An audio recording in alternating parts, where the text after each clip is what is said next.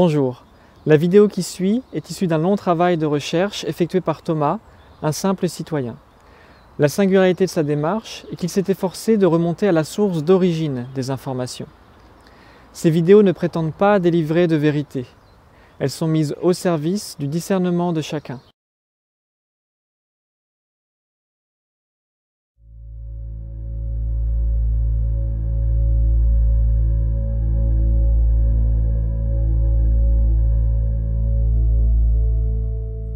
Durant des siècles, celui qui créait la monnaie était le monarque, le roi ou l'État.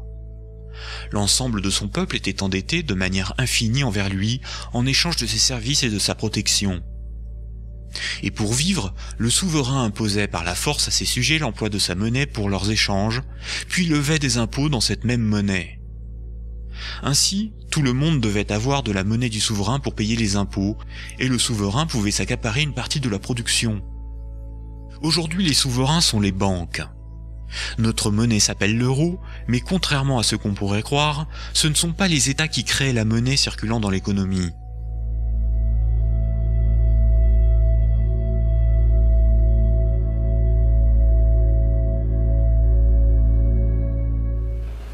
Il faut comprendre que, et ça c'est très difficile à admettre, mais le mécanisme est simplissime. 90% de la monnaie qui est créée par les banques.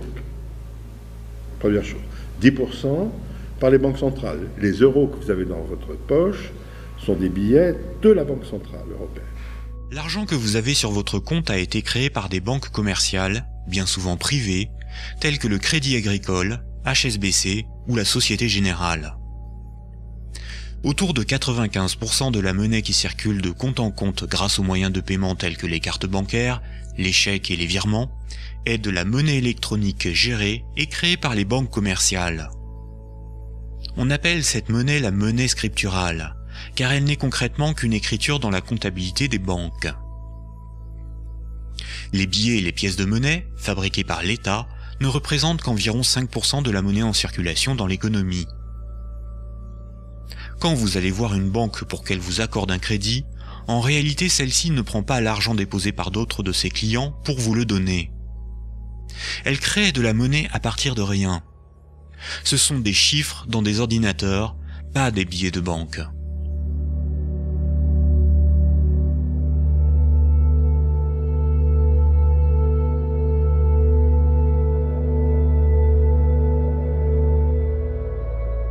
Essayons de regarder au ralenti ce qui se passe quand, par exemple, vous allez à la banque pour lui emprunter 40 000 euros.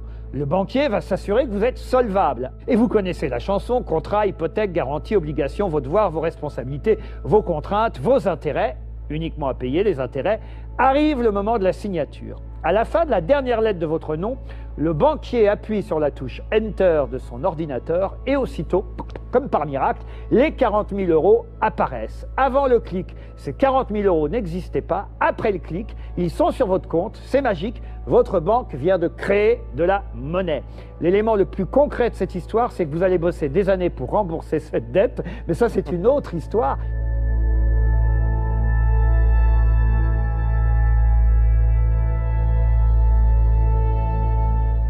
Alors on veut nous faire croire que les banques gagnent leur vie par les différentiels d'intérêt entre ce que les gens vont épargner et que la banque va prêter. Pas du tout.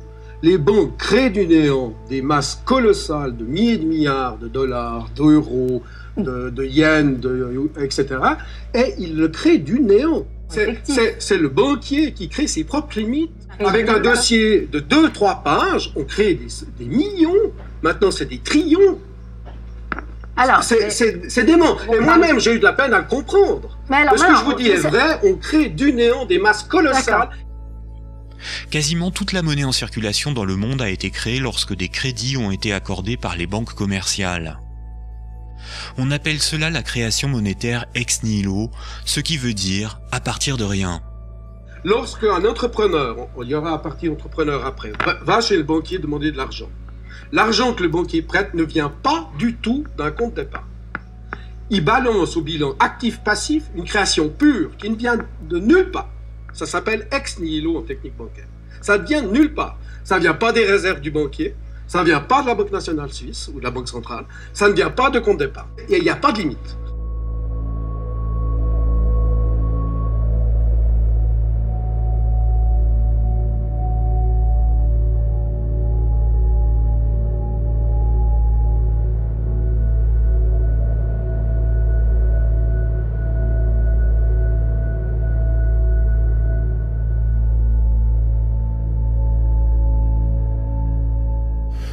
Comment les banques créent la monnaie? Tout simplement lorsqu'elles font du crédit. Quand une banque accorde un crédit à un ménage ou à une entreprise, ça représente une créance qui est portée à l'actif de son bilan. Mais cet argent que le client va recevoir par sa banque, qu'est-ce qu'il en fait immédiatement? Il le met sur son compte. C'est normal qu'il a demandé de l'argent. Mettons qu'il y a un prêt de 100 000 € qui est accordé à un ménage pour acheter un bien immobilier, créance 100 000 € dans le bilan de la banque à l'actif, à gauche si vous voulez, qui se retrouve immédiatement à droite sous forme de dépôt, puisque vous mettez cet argent sous forme de dépôt à votre compte. Après vous allez dépenser, bien sûr. Et donc le bilan de la banque qui était équilibré avant cette opération se retrouve de nouveau équilibré après cette opération avec 100 000 à gauche et 100 000 à droite. Jeu d'écriture, hein. À gauche, j'écris 100 000 à droite, puisque les 100 000 reviennent, puisque la banque met ces 100 000 sur votre compte. Il se retrouve donc de nouveau équilibre. Et on a créé 100 000 € par le crédit.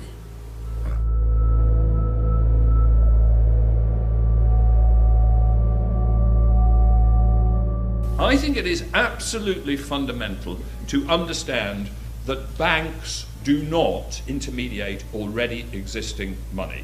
They create money and credit ex nihilo de novo. Ce sont bien les banques commerciales qui ont privatisé la création monétaire, de sorte à pouvoir lever des intérêts sur toute l'activité économique du monde, activité nécessaire pour assurer la demande de crédit perpétuel. Les banques sont donc les véritables souverains, et nous sommes tous, particuliers, entreprises et États, leurs corvéables sujets.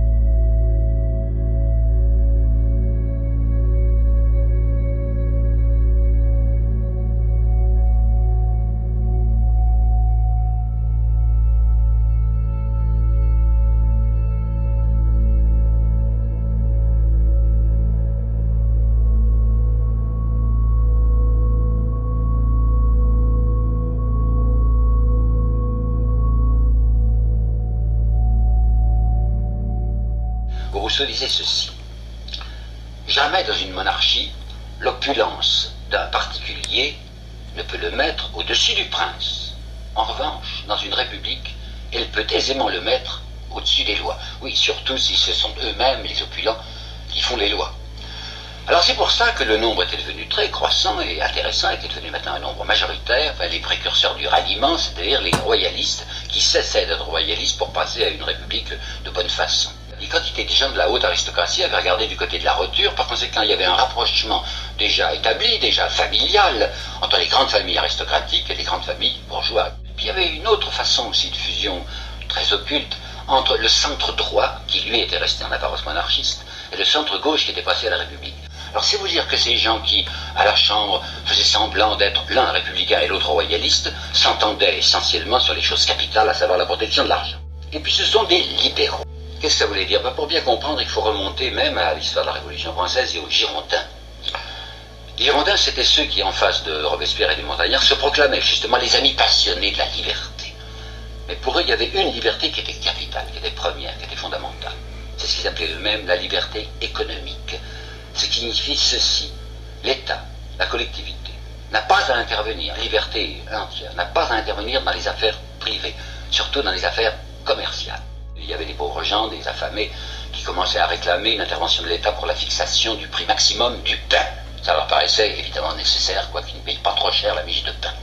Alors à ce moment-là, le ministre de l'Intérieur, Roland Girondin, avait fait une déclaration capitale qu'il faut retenir parce qu'elle recouvre toute notre histoire du 19e et des débuts du 20e siècle français.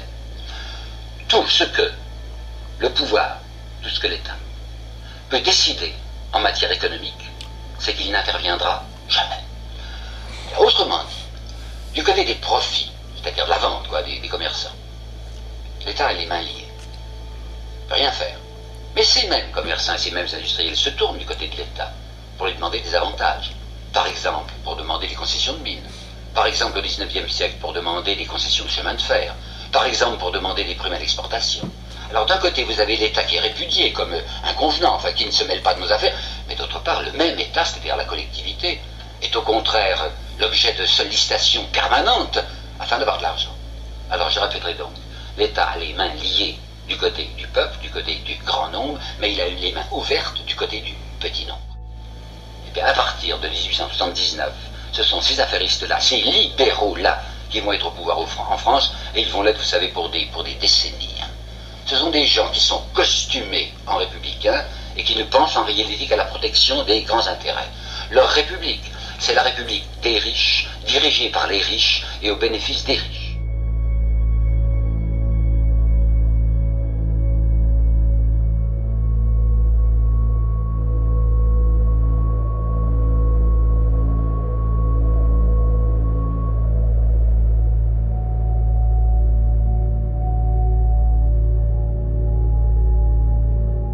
Il ne présentera jamais sa candidature.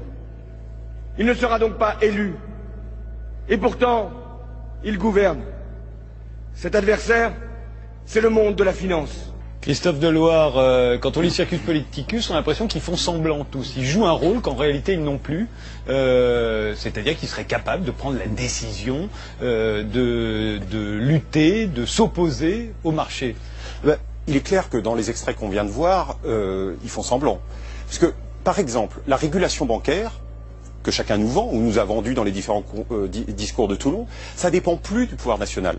Ça dépend du comité de Bâle. Qu'est-ce que le comité de Bâle? C'est un comité de gouverneurs de banques centrales, de différents pays du monde, indépendants de leur propre gouvernement, indépendants, donc non élus, qui statuent entre eux et généralement en consultant des banquiers. Sur la régulation bancaire, les banquiers sont les plus grands spécialistes et comme il n'y a pas de spécialistes parmi les clients, c'est les banquiers.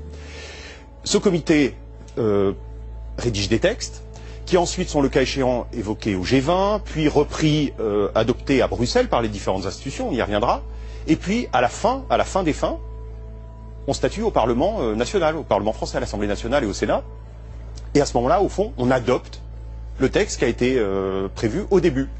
Nous sommes allés, mon co-auteur et moi, Christophe Dubois, demander au gouverneur de la Banque de France, qui est l'un des membres du comité de Bâle, s'il y avait une grande différence entre le texte à l'origine et le texte à la sortie. Il a eu l'honnêteté de nous répondre qu'il n'y en avait aucun. Bref, le pouvoir, il est ailleurs.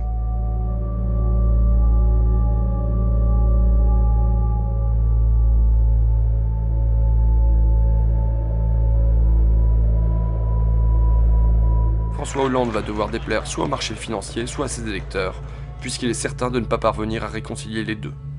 Le conflit d'objectifs que va avoir François Hollande, c'est rester dans la zone euro versus satisfaire les demandes de son électorat naturel. Les deux ne sont plus compatibles maintenant, on le voit depuis la crise grecque. Il sait qu'il sera pris à terme à un moment entre la pression de ses électeurs et la pression des marchés. C'est regrettable pour François Hollande, mais la nécessité d'une libéralisation du marché du travail est le résultat direct d'une appartenance de la France à la zone euro. Aussi ne peut-on avoir l'une sans avoir l'autre. Vous dites non seulement François Hollande ne va pas tenir ses promesses électorales, mais en plus, c'est lui qui va devoir flexibiliser le marché du travail. C'est lui qui doit remettre en cause ce que vous appelez the famous CDI, le fameux CDI, contrat à durée indéterminée. Qui que soit le prochain président de la République française, c'est un travail qu'il va devoir faire, parce que tout simplement la pression des pairs dans la zone euro, la pression des pairs, c'est-à-dire de l'Italie, de l'Allemagne, de tous les autres pays, quand vous regardez bien, l'Allemagne, au milieu des années 2000, a fait ce genre de réformes, l'Italie et l'Espagne sont obligés de les faire aujourd'hui, la Grèce aussi, quoi la France pourrait-elle s'en dispenser ?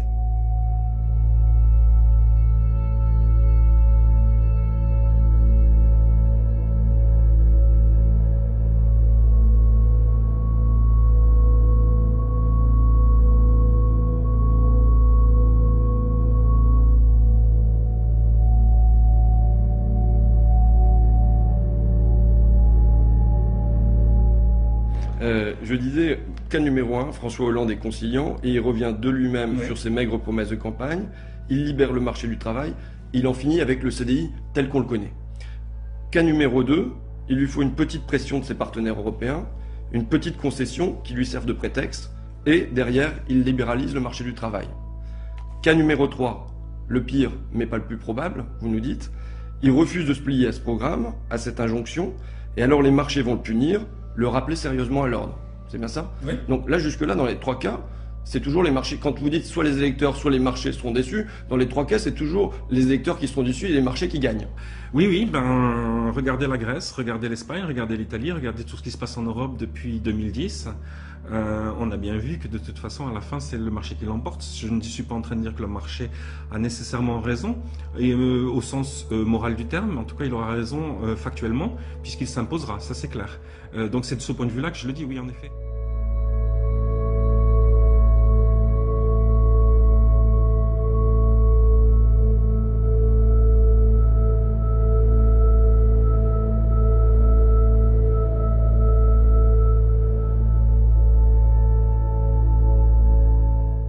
Aujourd'hui, on est en train de prétendre dans tous les pays du monde, les acteurs politiques au service des banquiers privés sont en train de prétendre partout sur Terre que les États doivent rembourser leur dette publique.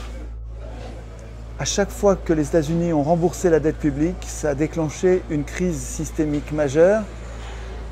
Et ça se comprend du fait que quand l'État rembourse, au niveau de l'État, c'est beaucoup d'argent, ça fait une grosse destruction d'argent.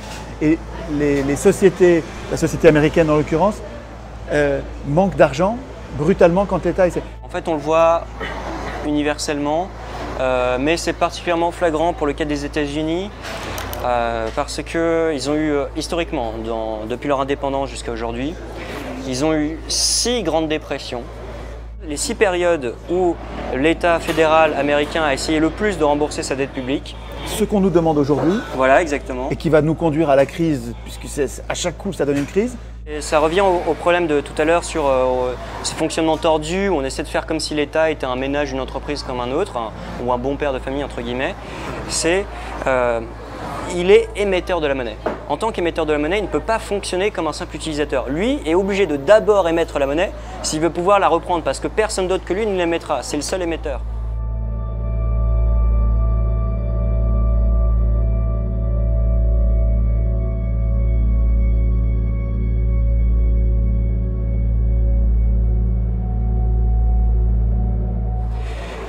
Donc, nécessairement, il doit être en déficit.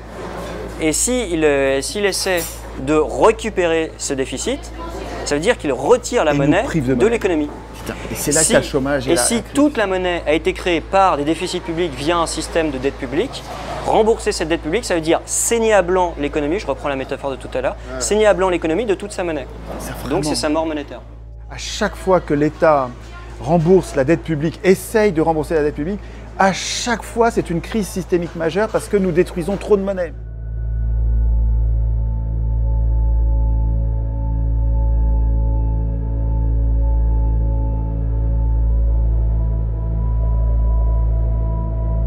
Dans un rapport parlementaire qui date de juillet 2016, l'administration publique explique que la raison principale du montant de la dette, c'est justement les intérêts. Parce qu'il faut savoir qu'il y a encore une quarantaine d'années, la France empruntait quasiment à taux zéro auprès de la Banque de France. Et puis subitement ça a changé et on s'est mis à emprunter avec des taux d'intérêt beaucoup plus élevés sur les marchés financiers.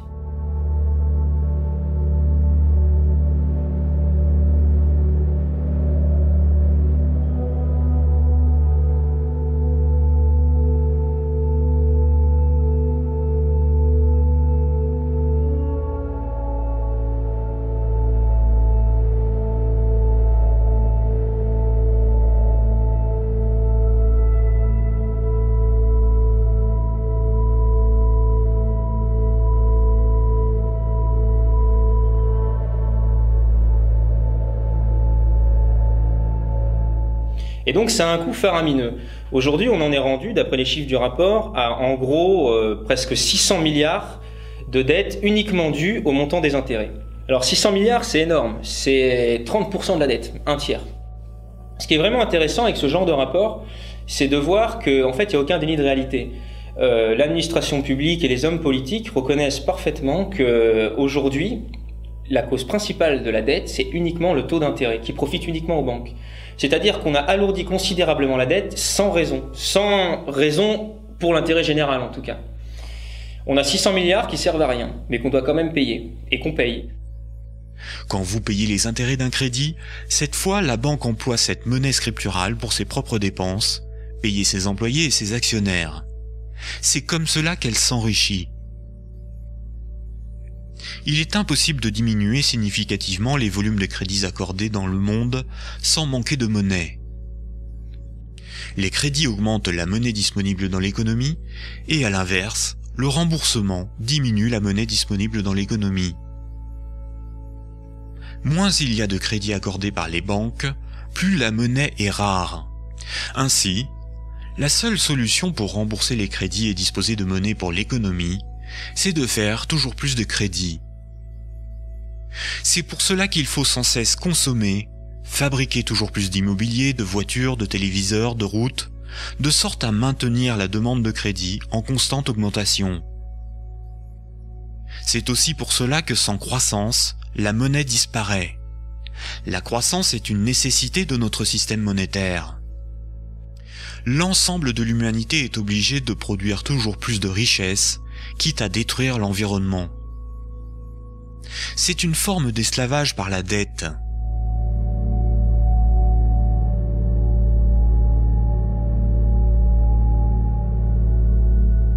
L'objectif n'est pas de rembourser, l'objectif est de tenir en domination et de toucher des intérêts. C'est ça l'intérêt de la dette. C'est une nouvelle manière de dominer, non pas par les armes, mais par l'économie, par la monnaie et par le commerce. La dette, c'est un moyen d'action politique. Cette dette perpétuelle maintient un système de culpabilité, c'est-à-dire qu'on est maintenu dans le fait qu'on doit payer, qu'on doit rembourser, qu'on est là pour travailler plus, pour payer plus et pour rembourser plus. L'argent, ce qu'on appelle l'argent, qui est créé par les banques tous les jours, en fait, ça devrait être un bien public. Or, c'est devenu un bien privé. Ça veut dire que la création de ce qui vous permet de vivre est soumis à des intérêts privés. Et donc, des gens vont faire du profit sur ce qui, normalement, devrait vous permettre uniquement de faire des transactions. C'est-à-dire qu'on a construit une morale autour de l'économie qui est une morale extrêmement dure, hein, très dure. C'est une morale très difficile à vivre. La vie est très violente avec le capitalisme. Et tu es dans la culpabilité, tu es dans la dette, tu es dans le devoir.